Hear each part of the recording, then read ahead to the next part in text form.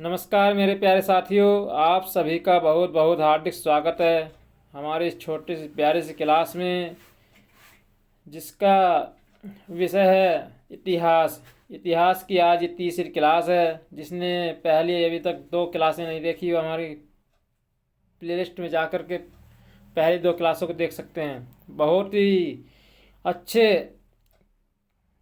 Quality content के साथ क्लासें की जा रही हैं। तो दोस्तों, अपनी तैयारी को जारी रखिए। आने वाले अनेक एग्ज़ाम में आपको बढ़ चढ़कर अपना प्रदर्शन दिखाना है, यानी कि पेपर की खोपड़ी में छेद करना है। दोस्तों, ज़्यादा बातचीत न करते हुए आइए शुरुआत करते हैं अपनी इस प्यारी सी क्लास की। तो हमने यहाँ तक पार्ट 2 में कवर किया था मैगनीज इंडिका तक, यानी कि ये किताबें हमने उसमें पार्ट 2 में कवर कर ली थी। तो आज फिर हम इन किताबों के बारे में जानेंगे। मैगनीज इंडिका, मैगनीज जो है मौर्यकालीन पुस्तक है। मौर्यकालीन क्या है? पुस्तक है। किसने लिखी है ये? मैगनीज ने लिखी है इंडिका नामक पुस्तक। मैगनीज ने लिखी है इंडिका नामक पुस्तक। मौर्यकालीन इतिहास की जानकारी मिलती है इसमें। Number 2, Periplus of the Erythraean. ये एक अज्ञात पुस्तक है। क्या है? अज्ञात पुस्तक है। इसके लेखक का नहीं पता किसी को। टोलेमी जो है ज्योग्राफी की टोलेमी ने ज्योग्राफी का पुस्तक लिखी है। टोलेमी एक वैज्ञानिक थे जिन्होंने जियोसेप्ट्रिक्स अवधारणा भी प्रदान की थी। ब्रह्मांड की जियोसेप्ट्रिक अवधारणा में प्रदान की थी। उन्होंने क्या लिखा है? ज्योग्राफिका नामक पुस्तक लिखी है। प्लिनी ने लिखी है नेचुरल हिस्टोरिका प्लिनी के द्वारा लिखी गई पुस्तक है। Natural history Pliny. अल्बरोनी है किताब उल हिंद। अल्बरोनी पुस्तक का नाम किताब उल हिंद है। अल्बरोनी की पुस्तक का नाम है किताब उल हिंद। मार्को पोलो ने चीन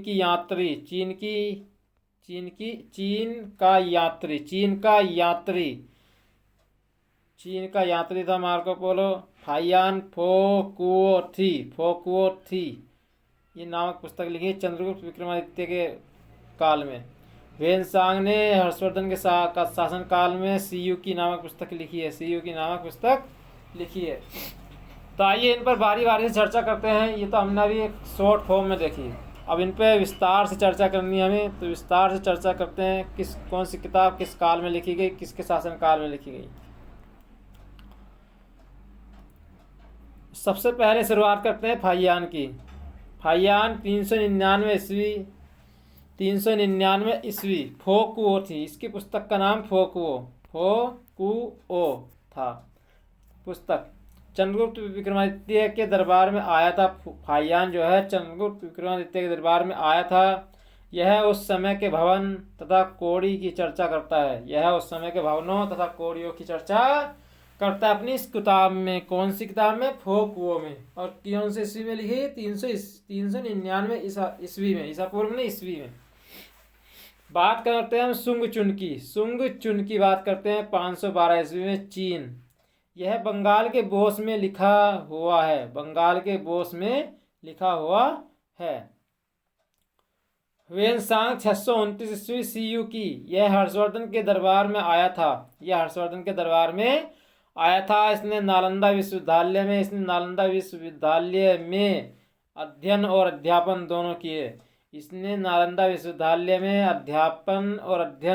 दोनों किया। इसे यात्रियों का राजकुमार, प्रिंस ऑफ ट्रैवलर, यात्रियों का राजकुमार कहते हैं। इत्सिंग 673 ईस्वी चीनी यात्री था। क्या था? चीनी यात्री था। यह त्रिपिटक की 400 प्रतियां अपने साथ चीन लेकर गया था। त्रिपिटक की 400 प्रतियां अपने साथ लेके गया था।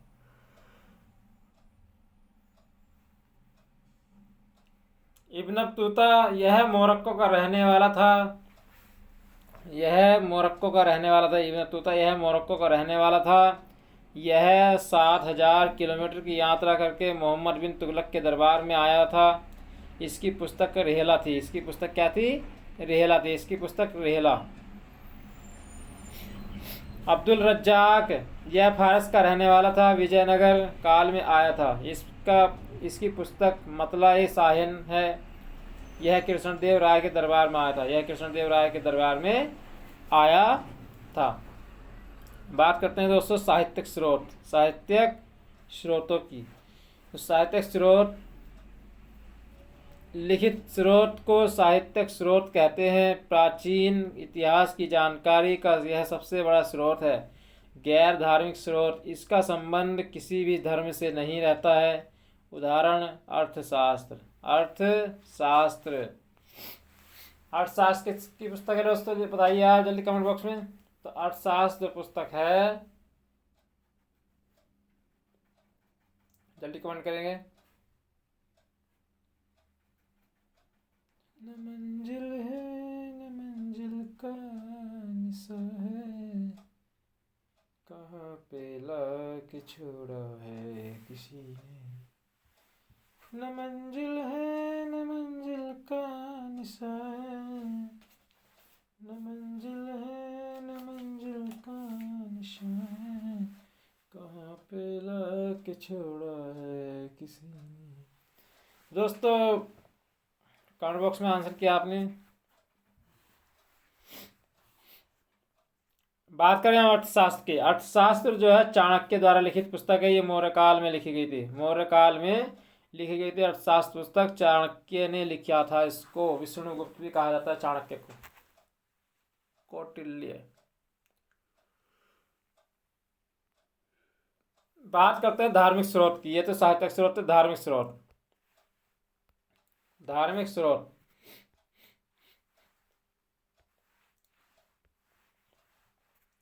इसका संबंध किसी न किसी धर्म से रहता है। इसका संबंध किसी न किसी धर्म से रहता है। धार्मिक स्रोतों का जो संबंध होता है वो किसी न किसी धर्म से होता है। बात करेंगे गैर ब्राह्मण की। वैसे स्रोत जिसका संबंध हिंदू धर्म से नहीं रहता उसे गैर ब्राह्मण कहते हैं।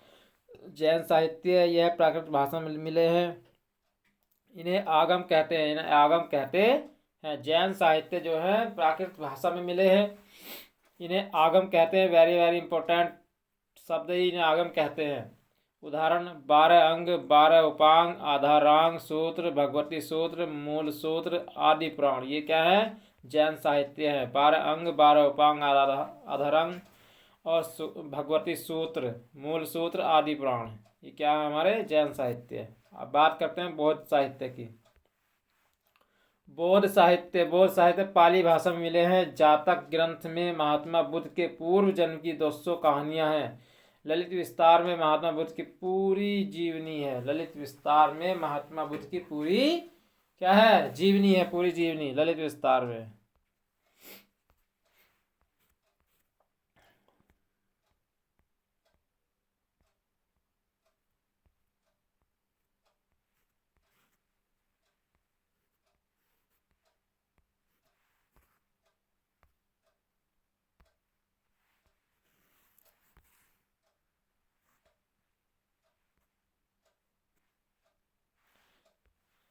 अब बात करेंगे अंगुत्तर निकाय में 16 महाजनपद की चर्चा है।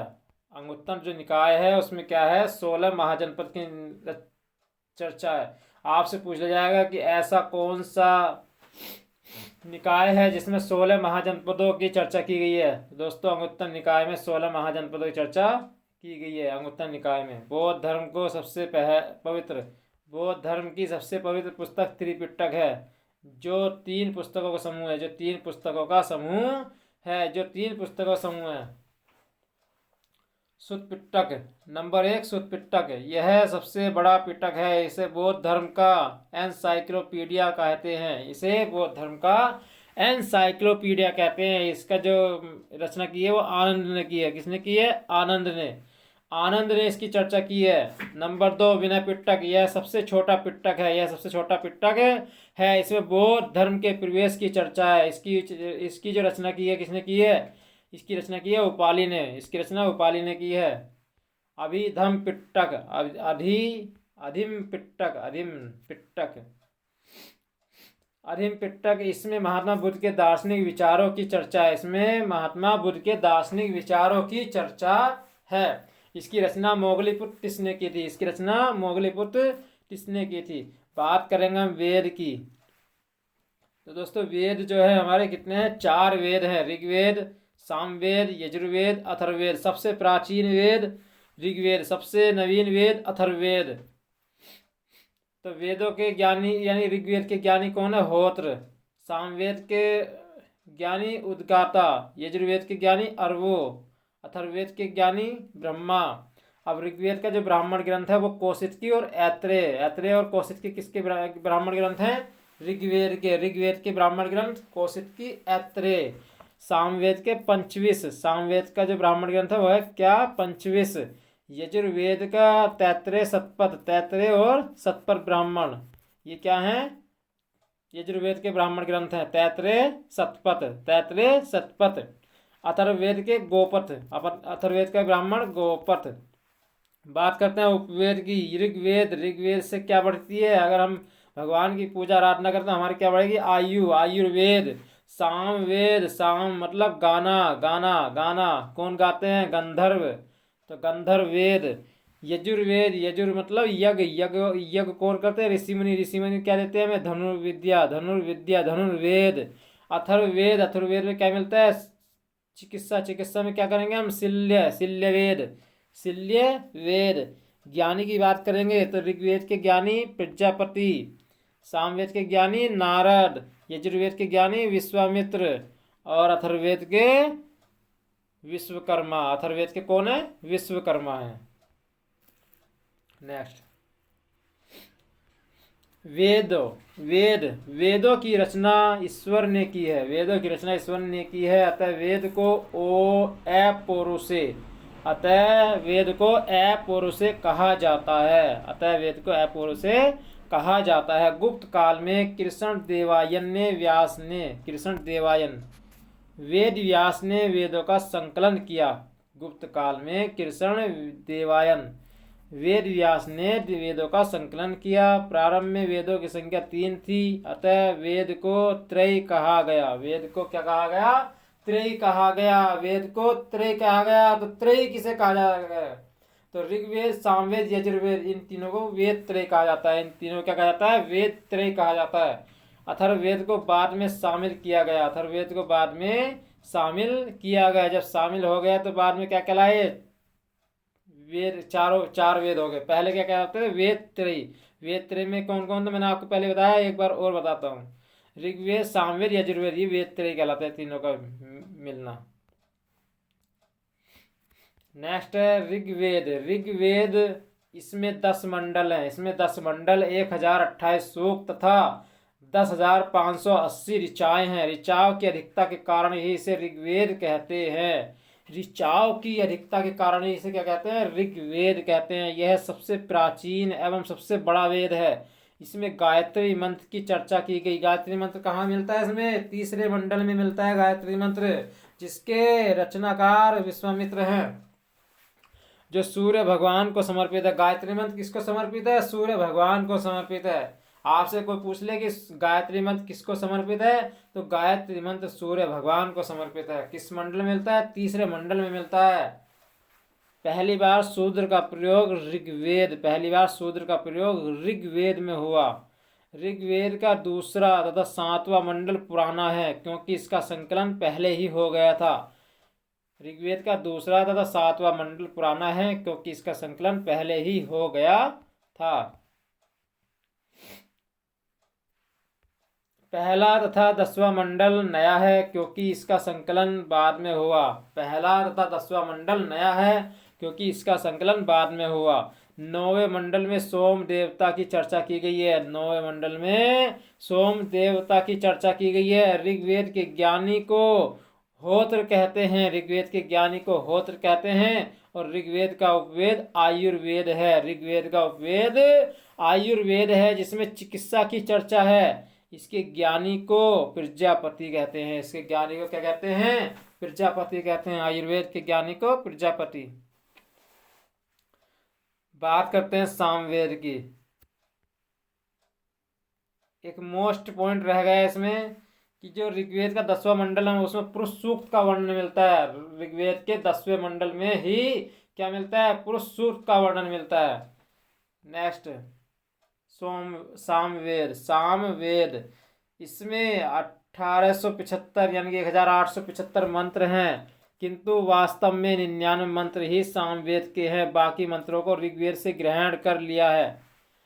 99 मंत्र ही सामवेद के हैं, बाकी मंत्रों को ऋग्वेद से ग्रहण किया है। ऋग्वेद से ग्रहण किया है। सामवेद में भारतीय संगीत के 7 स्वर सा रे गा मा पा धा नी, सा रे गा मा पा धा नी की चर्चा की है। चर्चा की गई है। सामवेद में भारतीय संगीत के 7 स्वर सा रे गा मा पा धा नी की चर्चा की गई है। ये संगीत यज्ञ के समय गाए जाते हैं।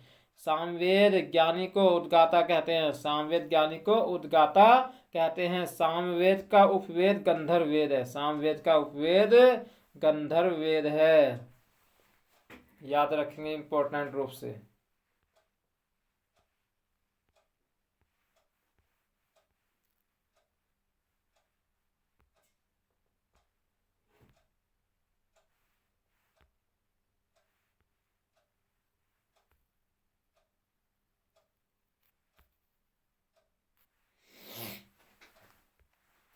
गंधर्व वेद के ज्ञानी को नारद कहते हैं। गंधर्व वेद के ज्ञानी को नारद कहते हैं। क्या कहते हैं? नारद।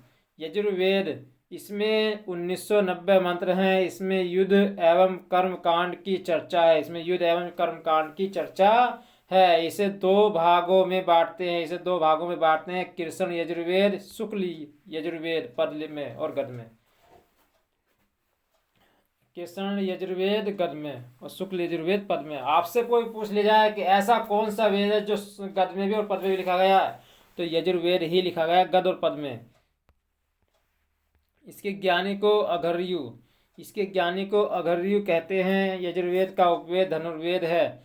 धनुर्वेद के ज्ञानी को विश्वामित्र कहते हैं। क्या कहते हैं? विश्वामित्र। अथर्ववेद की बात करते हैं। इसकी रचना सबसे बाद में उत्तर वैदिक काल में हुई। इसमें 6000 मंत्र हैं। इसमें जादू टोना, वशीकरण इत्यादि की चर्चा है। वशीकरण इत्यादि की चर्चा है। आरण्यक। आरण्यक माने होता है जो जंगलों में लिखे गए हैं।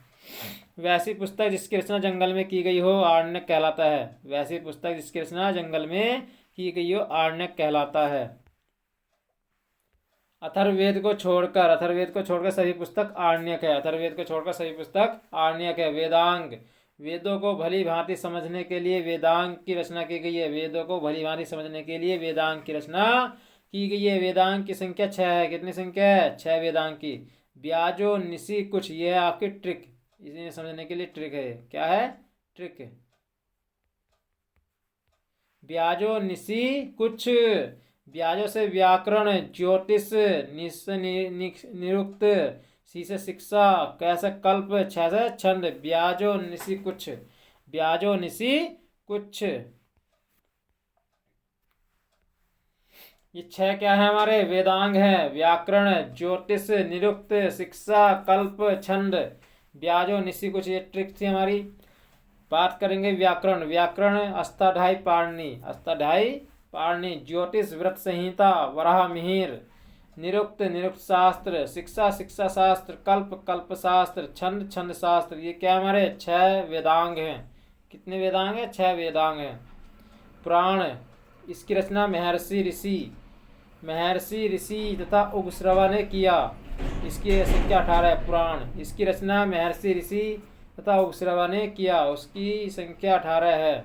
इसे 5वां वेद या वेदों का वेद कहते हैं। इसे 5वां वेद या वेदों का वेद कहते हैं। इससे प्राचीन राजवंशों की जानकारी मिलती है। इससे प्राचीन राजवंशों की जानकारी मिलती है। आप याद रखेंगे विष्णु पुराण। विष्णु पुराण में मौर्य वंश की जानकारी मिलती है। कैसे याद रखेंगे? भूल जाओ तो आपको पता चल जाए कि मौर्य काल में कौन था? चाणक्य। और चाणक्य को क्या कहते हैं? विष्णुगुप्त भी कहते थे। इसलिए विष्णु पुराण में किसकी जानकारी मिलेगी? मौर्यों की जानकारी मिलेगी विष्णु पुराण में। बात करते हैं मत्स्य पुराण में, सबसे प्राचीन पुराण। और इसमें क्या है? इससे 7वाहन वंश की जानकारी मिलती है। इसमें विष्णु भगवान के 10 अवतारों की चर्चा है और सबसे प्राचीन पुराण भी है ये। वायु पुराण, वायु पुराण में क्या है, इसमें गुप्त वंश की जानकारी मिलती है, इसमें गुप्त वंश की जानकारी मिलती है। इसमें लिखा है कि समुद्रगुप्त का घोड़ा 3 समुद्र का पानी पीता था। समुद्रगुप्त का घोड़ा 3 समुद्र का पानी पीता था, इसमें लिखा है। वायु पुराण में किसकी जानकारी, गुप्त वंश की। मौर्य पुराण की, सॉरी, विष्णु पुराण में किसकी जानकारी, मौर्य काल की। और मत्स्य पुराण में किसकी जानकारी, सातवाहनों की। उपनिषद, उपनिषद इसका अर्थ होता है गुरु के समीप बैठकर ज्ञान प्राप्त करना। यह ब्राह्मणों के विरुद्ध राजपूतों की एक प्रक्रिया मानी जाती है। उपनिषद 108, उपनिषद की संख्या कितनी, 108, किंतु 13 उपनिषदों को ही मान्यता प्राप्त है। वृद्ध नारायण उपनिषद, यह सबसे बड़ा तथा प्राचीन है। वृद्ध नारायण उपनिषद यह सबसे बड़ा तथा प्राचीन है। बात करेंगे कठोपनिषद की। इसमें यम एवं नचिकेता की चर्चा है। इसमें ओम शब्द के महत्व को दर्शाया गया है। इसमें ओम शब्द के महत्व को दर्शाया गया है।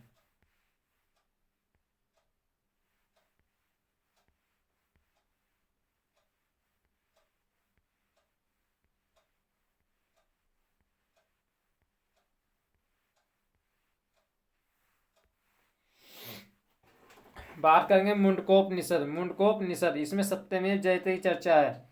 इसमें क्या है, सत्यमेव जयते की चर्चा है। आपसे पूछ लिया कि सत्यमेव जयते कहाँ से लिया गया है, तो मुंडकोपनिषद से लिया गया है। जबालोपनिषद, इसमें ब्रह्मा विष्णु एवं महेश अर्थात त्रिमूर्ति की चर्चा है। इसमें त्रिमूर्ति चर्चा किस किसकी, ब्रह्मा विष्णु महेश। अलोपनिषद, यह सबसे बाद का उपनिषद है। इसकी रचना अकबर के साथ हुई, अकबर के समय हुई, साथ नहीं, समय समय समय अकबर के समय हुई,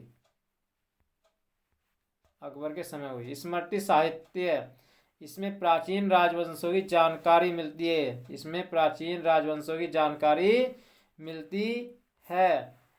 स्मृति साहित्य की संख्या 36 है। विष्णु स्मृति, नारद स्मृति से गुप्त काल की जानकारी मिलती है। विष्णु स्मृति और नारद स्मृति से गुप्त काल की जानकारी मिलती है। मनुस्मृति तथा याज्ञवल्क्य स्मृति से मौर्य काल की जानकारी मिलती है।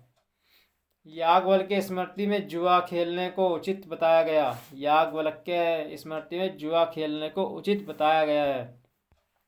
मनुस्मृति को धर्मशास्त्र कहते हैं। मनुस्मृति को धर्मशास्त्र कहते हैं। इसमें ऊंची जाति को वरीयता दी गई है। दलित तथा महिला को नीच दिखाया गया है। इसमें विवाह के लिए पुरुष की आयु 25 वर्ष तथा लड़की की आयु 12 वर्ष बताई गई है। इसमें 8 प्रकार के विवाह की चर्चा की गई है।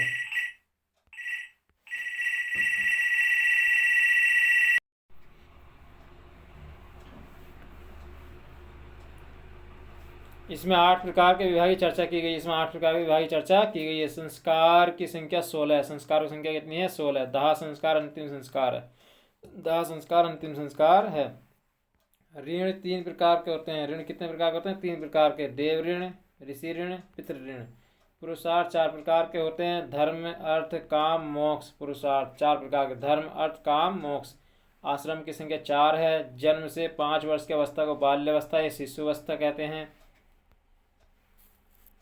ब्रह्मचर्य, ब्रह्मचर्य 5 वर्ष से 25 वर्ष। गुरुकुल में शिक्षा। गृहस्थ जीवन 25 वर्ष से 50 वर्ष परिवार के साथ। वानप्रस्थ 50 से 75। सामाजिक तो धार्मिक जीवन। सन्यासी जीवन 75 से आगे। वन में तपस्या। महाकाव्य, महाकाव्य की संख्या 2 है। रामायण और महाभारत, रामायण और महाभारत। रामायण इसकी रचना वाल्मीकि ने की थी। इसकी रचना वाल्मीकि ने की। प्रारंभ में इसमें 12,000 श्लोक थे, किंतु वर्तमान में 24,000 श्लोक हैं। इसे गुप्त काल में पूरा किया गया था। महाभारत, इसकी रचना वेद व्यास ने की। इसका प्रारंभिक नाम जय संहिता था, जिसमें 8800 श्लोक थे। वर्तमान में 1,00,000 श्लोक हैं। महाभारत के खंडों को पर्व कहा जाता है। महाभारत के खंडों को पर्व कहा जाता है। इसमें कुल 18 पर्व हैं। सबसे महत्वपूर्ण पर्व भीष्म पर्व है। इसमें अर्जुन तथा कृष्ण के वार्तालाप की चर्चा है। भीष्म पर्व को भागवत गीता कहा जाता है। दोस्तों, आज की वीडियो को हम यहीं पर समाप्त करते हैं।